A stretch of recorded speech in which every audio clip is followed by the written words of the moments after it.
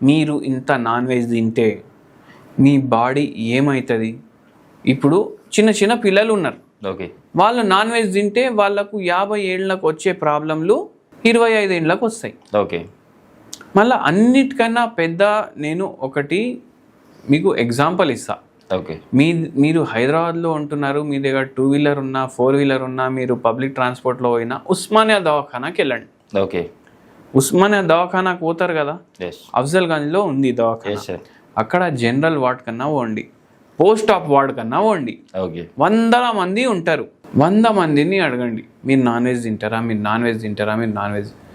100 మందిలో 80 మంది non veg తినేటోళ్ళు ఉంటారు. ఓకే, నాన్ వెజ్ తింటేనే అనారోగ్య సమస్యలు వస్తాయి, బీపీ వస్తుంది, షుగర్ వస్తుంది. ఇప్పుడు షుగర్ పేషెంట్లకు 100 మందికి లైన్లో నిల్చోబెట్టి అడగండి నాన్ వెజా వెజ్జా అనేసి, మీకే అర్థమైపోతుంది నాన్ వెజ్ అని చెప్పేస్తా. అవును, బీపీఓలో నిల్చోబెట్టి అడగండి. ఒక పేషెంట్ 42 ఇయర్స్ ఉంది, పేషెంట్కి 2 స్టెంట్లు పడ్డాయి అప్పుడే. ఓకే, ఆయనకు డైలీ తాగుడు కావాలి, డైలీ నాన్ వెజ్ కావాలి. ఓకే, ఇది ఎందుకు అవుతుంది అంటే అంత నాన్ వెజ్ కన్జంప్షన్. మనం ఎట్లా వండుతాం నాన్ వెజ్ బిర్యానీ అంటే దాంట్లో మాంసం ఒకటే ఉండదు, దాంట్లో ఫుల్ మీకు ఫ్యాట్స్ ఉంటాయి, ట్రాన్స్ ఫ్యాట్స్ ఉంటాయి, సాచురేటెడ్ ఫ్యాట్స్ ఉంటాయి. అది తింటే మీ కార్డియాక్ ఇవి బ్లాక్ అయిపోతాయి, అవునా కాదా?